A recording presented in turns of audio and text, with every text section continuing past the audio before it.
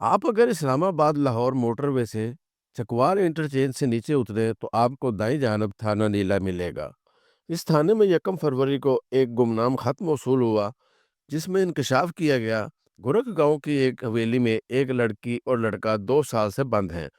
कोई खातून हर दूसरे दिन खिड़की के जरिए उन्हें खाना दे जाती है। ये दोनों आखिरी सांसें ले रहे हैं। ये खत 12 दिन पुलिस की फाइलों में गर्दिश करता रहा। बहरहाल किस्सा मुख्तसर, 12 फरवरी को पुलिस गांव पहुंच गई। गोरख थाना नीला से 25 किलोमीटर दूर है। जनरल फैज हमीद की मेहरबानी से गांव तक सड़क बन गई। पुलिस हवेली तक पहुंची तो इसे हवेली के एक कमरे में बिस्तर पर एक लड़की की 9-10 दिन पुरानी लाश मिली। लाश के ऊपर रजाइयां और दरियां पड़ी थीं। लड़की की मौत बज़ाहिर भूख और सर्दी की वजह से हुई थी। वो मुकम्मल तौर पर हड्डियों का ढांचा थी। उसका कुल वजन 10 से 15 किलो था। कमरे में रोटी के टुकड़े भी पड़े थे, जबकि कोने में लड़की का पखाना था, जो साबित करता था वो कमरे में बूलो बराज करती थी। उसके जिस्म पर फटे पुराने और बदबूदार कपड़े थे, जिनसे महसूस होता था कि उसने साल 1.5 साल से कपड़े नहीं बदले। बाल और नाखून भी बड़े हुए थे और लड़की ने मुद्दत से गुस्ल भी नहीं किया था। पुलिस ने दूसरा कमरा खुलवाया तो उससे एक नौजवान लड़का मिला। वो पुलिस को देखकर छुपने की कोशिश करने लगा। पुलिस ने बड़ी मुश्किल से उसे यकीन दिलाया, हम तुम्हारी मदद के लिए आए हैं। लड़के की हालत भी खस्ता थी, जिस्म से बदबू आ रही थी। बाल गंदे और लंबे थे और उनमें जुएं पड़ी हुई थीं। उसका जिस्म भी हड्डियों का ढांचा था। वो नकाहत से खड़ा तक नहीं हो पा रहा था। ये भी बूलो बराज कमरे में करता था। उसका कमरा इंतहाई खराब और गंदा था। बिस्तर भी गलीज था। पुलिस फौरी तौर पर लाश और नौजवान को थाने ले गई। नौजवान को गर्म पानी से गुस्ल दिया गया, बाल और नाखून तराशे गए और उसे नए कपड़े पहनाए गए। उसे अच्छी खुराक भी दी गई। ये बरसों का भूखा था, लिहाजा ये जानवरों की तरह खुराक पर पल पड़ा। तो जवान की तबीयत ज़रा सी संभली तो उसने होलनाक स्टोरी सुनाई। उसके वालिद का नाम चौधरी ज़रीन ताज था। वो शरीफ आदमी थे। गांव के लोग उनकी इज्जत करते थे। 2 साल पहले उनका इंतकाल हो गया। वालदा का इंतकाल उनसे पहले हो चुका था। नौजवान का नाम हसन रज़ा है। उसकी उम्र 32 साल है। लड़की उसकी बहन थी और उसका नाम जबीन था। उम्र 25 साल थी। लड़की ने बीएससी कर रखा था और मैट्रिक में उसने रावलपिंडी रीजन में टॉप किया था। वो इंतहाई मेहनती और ज़हीन बच्ची थी। दोनों बहन भाइयों को विरासत में 950 कनाल ज़मीन मिली। ज़मीन ज़रखेज़ और कीमती थी। वालिदैन के बाद बहन भाई अकेले रह गए। उनके ताया के बेटे तादाद और असर और रसूख में ज़्यादा थे। लिहाजा तायाजाद चौधरी अंसर महमूद ने अपने भाइयों अशरफ और शकील की मदद से उनकी ज़मीन पर कब्ज़ा कर लिया और दोनों बहन भाई को पागल मशहूर करके हवेली में बंद कर दिया। ये इलाज के नाम पर उन्हें ऐसी दवाएं भी देता रहता था जिससे उनका जहनी तवाज़ुन बिगड़ जाए या ये फौत हो जाएं। दोनों बहन भाई को 2 साल दो मुख्तलिफ कमरों में बंद रखा गया। उन्हें कपड़े दिए जाते थे और ना गर्मियों में पंखा और सर्दियों में रज़ाई। खिड़की से उनके कमरे में रोज़ाना एक एक रोटी और थोड़ा सा सालन अंदर फेंक दिया जाता था। ये बूढ़ो बराज भी कमरे में करते थे। मुलजिम बाअसर थे। मुस्लिम लीग नून के एम जुल्फ़िकार अब्दुल्ला के रिश्तेदार भी थे और सपोर्टर भी। चुनांचे गांव के लोगों ने डर कर होंठ सी लिए और खामोशी से ये जुल्म देखते रहे। इस दौरान ज़मीन तायाजाद भाइयों के कब्ज़े में रही। ये उस पर खेती बाड़ी भी कराते रहे और उन्होंने उनके 65 लाख रुपए के दरख्त भी बेच दिए।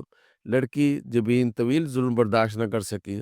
ये फरवरी के शुरू में फौत हो गई और उसकी लाश 9 दिन कमरे में पड़ी रही, जबकि लड़का जिंदगी की सरहद पर बैठकर मौत का इंतजार कर रहा था। यहाँ तक कि गांव के किसी शख्स को उन पर रहम आ गया और उसने थाने में गुमनाम खत लिख दिया। बहन भाई की दूसरी खुशनसीबी नया डीपीओ था। अहमद मोहिउद्दीन ट्रांसफ़र होकर चकवाल आ गया। ये डीपीओ के साथ-साथ टिक टाकर भी है। अहमद मोहिउद्दीन के नोटिस में जब खत आया, तो उसने फौरी तौर पर पुलिस एक्शन का हुक्म दे दिया। यूँ दोनों बहन-भाई मिल गए। डीपीओ अब इलाके के बाअसर लोगों का दबाव बर्दाश्त कर रहा है, तो जवान हसन रज़ा पुलिस की हिफाजत में है। ये ट्रामा का शिकार है। पुलिस इसका इलाज भी करा रही है और इसकी हिफाजत भी कर रही है। ये इस वाक़े का वाहिद गवाह और मुद्दई है। अगर खुदा न खास्ता उसे कुछ हो गया, तो फिर मुल्ज़िमान बड़ी आसानी से बरी हो जाएंगे। पुलिस ने पहले मरकज़ी मुल्ज़िम अंसर महमूद और फिर उसके दोनों भाई अशरफ और शकील को गिरफ्तार कर लिया। मुल्ज़िम इस वक्त रिमांड पर पुलिस की हिरासत में हैं। चकवाल के इस वाक़े के 2 वर्जन हैं। पहला वर्जन मैं बयान कर चुका हूँ। ये वर्जन जब सामने आया तो मीडिया गोरख गाँव पहुँच गया। रिपोर्टर्स और कैमरे देखकर गाँव के लोगों ने घरों के दरवाज़ों पर बाहर से ताले लगाए और छुपकर अंदर बैठ गए। اس کا مطلب ہے کہ لوگ ملزموں کے اثر میں ہیں اور کسی میں ان کے خلاف بولنے کی ہمت نہیں۔ اگر ملزموں پر غلط الزام تھا تو لوگوں کو گواہی دینی چاہیے تھی، اور اگر الزام سچا تھا تو بھی لوگوں کو بولنا چاہیے تھا، لیکن لوگ غائب ہو گئے۔ ان کا غائب ہو جانا بھی ایک ثبوت ہے۔ دوسرا ورژن: یہ دونوں بہن بھائی پاگل ہیں۔ یہ لوگوں پر حملہ کر دیتے تھے، پتھر بھی مارتے تھے اور ڈنڈوں سے بھی لوگوں پر حملہ کرتے تھے۔ لہٰذا ان کے کزنز نے انہیں حویلی میں بند کر کے ان کا علاج شروع کر دیا۔ یہ ان کی ٹیک کیئر بھی کرنے لگے۔ یہ بات بھی درست ہو سکتی ہے، لیکن یہاں 3 سوال پیدا ہوتے ہیں۔ اگر یہ لوگ ذہنی مریض تھے تو پھر لڑکی نے میٹرک میں پوزیشن کیسے لے لی، اور یہ اچھے نمبروں سے بی ایس سی کیسے کر گئی؟ دوسرا، اگر کزنز ان کا علاج کر رہے تھے یا ان کی ٹیک کیئر کر رہے تھے تو پھر یہ کس قسم کا علاج اور کیئر تھی جس میں دونوں کو حویلی کے کمروں میں بند کر دیا گیا تھا اور انہیں کپڑے اور ضروریات کا سامان تک نہیں دیا جا رہا تھا؟ یہ کمرے ہی میں بول و براز کرتے تھے، 2 سال پرانے گندے اور بدبودار کپڑے پہنتے تھے، اور انہیں کھڑکی سے خشک روٹی اور تھوڑا سا سالن ملتا تھا۔ اگر یہ علاج اور کیئر ہے تو پھر ظلم اور زیادتی کیا ہوگی؟ آپ لڑکی کی لاش کو بھی اس سوال میں شامل کر لیں۔ لڑکی کو مرے ہوئے 7 سے 9 دن ہو گئے تھے، لیکن کیئر اور علاج کرانے والوں نے اس کی تدفین مناسب سمجھی اور نہ انہیں اس کی موت کی اطلاع ملی۔ ان بیچاروں کو غسل تک نہیں کرایا جاتا تھا اور ان کے بال اور ناخن بھی نہیں تراشے جاتے تھے۔ کیا اس کو کیئر کہا جا سکتا ہے؟ اور تیسرا سوال: علاج اور اس کیئر کے دوران ان کی جائیداد اور زمین کس کے قبضے میں رہی؟ وہ کون تھا جس نے ان کے 65 لاکھ روپے کے درخت بیچ دیے اور ان کی 950 کنال زمین پر کاشتکاری کرتا رہا؟ میرا خیال ہے اگر ان سوالوں کے جواب تلاش کر لیے جائیں تو کیس کا فیصلہ ہو جائے گا۔ میں یہاں ایک اور بات کا اضافہ بھی کرتا چلوں۔ آپ کسی بھی نارمل شخص کو سال 6 ماہ کسی کمرے میں بند کر دیں، وہ پاگل ہو جائے گا۔ لہٰذا ملزمان کے لیے حسن رضا کو پاگل ثابت کرنا بہت آسان ہے، اور یہ لوگ کسی بھی وقت اچھا وکیل کر کے اس بیچارے مظلوم کو عدالت میں پاگل ثابت کر کے رہا ہو جائیں گے۔ ہم اگر اس واقعے کا تجزیہ کریں تو 3 چیزیں سامنے آتی ہیں۔ اول، ہم انسانوں کا معاشرہ نہیں ہیں۔